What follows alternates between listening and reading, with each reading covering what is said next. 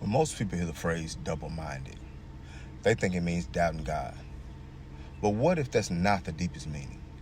What if double-mindedness is actually an identity issue? Think about it. One day you're convinced you can change. The next day you're convinced that you can't. One day you believe you're called. The next day you feel disqualified. One day you're moving forward. The next day you're back agreeing with the old story. And that's not just doubt. That's division. You're trying to live from two identities at the same time.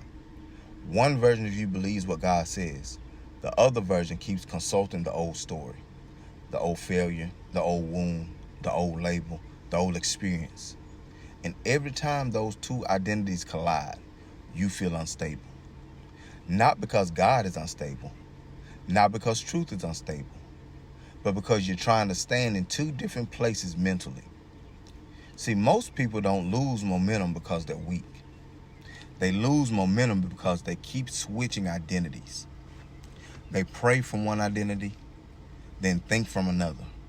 They declare one thing, then agree with the opposite all day long.